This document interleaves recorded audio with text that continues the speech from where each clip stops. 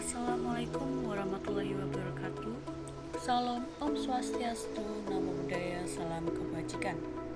Izin memperkenalkan diri, nama Selvi Maya Puspitasari, gelombang Latsat gelombang 5, angkatan 30, kelompok 3, asal instansi Inspektorat Jenderal, jabatan Penelaah Teknis Kebijakan.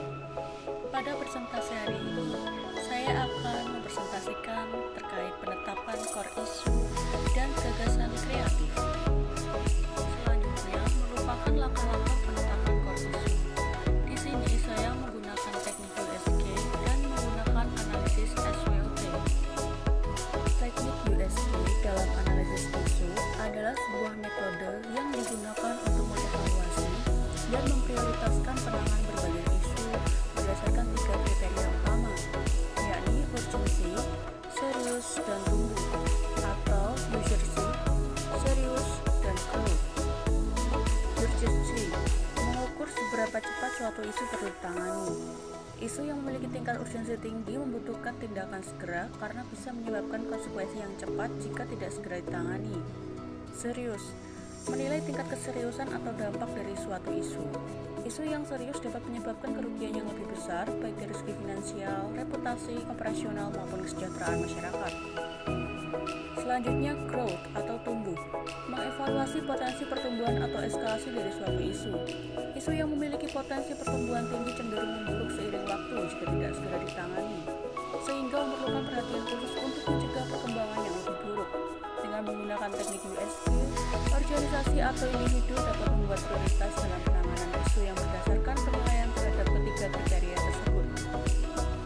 Adapun rentang penilaian yang digunakan untuk menilai menggunakan teknik USG yakni dengan nilai 1 sampai 5. 1 sangat tidak mendesak, 2 tidak mendesak, 3 cukup mendesak, 4 mendesak, dan 5 sangat mendesak. Analisis SWOT atau SWOT adalah metode yang digunakan untuk mengevaluasi kekuatan atau strengths, kelemahan atau weakness, peluang atau opportunities, dan ancaman atau threats dari suatu organisasi, proyek, atau situasi tertentu. Analisis ini membantu dalam merumuskan strategi dengan memahami faktor-faktor internal dan eksternal yang mempengaruhi keberhasilan atau kegagalan. Berikut adalah penjelasan masing-masing komponen dari SWOT. Strengths merupakan faktor-faktor internal yang memberikan keunggulan atau keunggulan kompetitif bagi suatu proyek, produk, atau organisasi. Opportunities merupakan faktor-faktor eksternal yang dapat dimanfaatkan untuk mencapai tujuan yang diinginkan. Contohnya bisa berupa perubahan tren pasar, perkembangan teknologi baru, deregulasi, atau pertumbuhan pasar yang kuat. Weakness merupakan faktor-faktor internal yang membatasi kinerja atau menyulitkan pencapaian tujuan. Threats merupakan faktor-faktor eksternal yang dapat menghambat atau mengancam kesuksesan suatu proyek, produk, atau organisasi. Selanjutnya, analisis menggunakan teknik analisis USG. Di sini saya menggunakan 6 isu, 3 isu dari manajemen ASN dan 3 isu dari Smart ASN.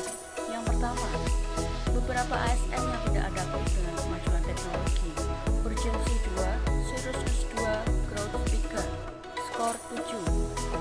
Yang kedua, belum diperbaharunya SOP pada laman webgen dengan skor 7. Yang ketiga, pengarsipan dokumen masih belum tertata rapi dengan skor 6. Yang keempat, belum terdigitalisasinya form surat usulan nama pegawai di lingkungan Inspektorat 2 dengan skor 8. Yang kelima, daftar kehadiran pegawai tidak sesuai dengan lokasi unit kerja, skor 7. Dan yang terakhir, penyusunan jadwal pimpinan masih menggunakan agenda manual dengan skor 10.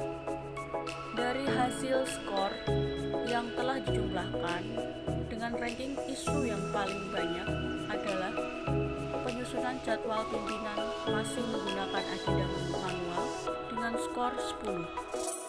Selanjutnya, isu penyusunan jadwal pimpinan masih menggunakan agenda manual dianalisis menggunakan teknik analisis SWOT, di mana strengths dari isu tersebut adalah: pertama, fleksibilitas. Sistem manual mungkin lebih fleksibel dalam menangani perubahan mendadak atau prioritas yang berubah secara cepat.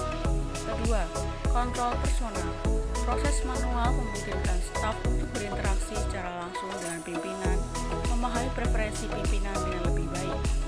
Yang ketiga, biaya rendah.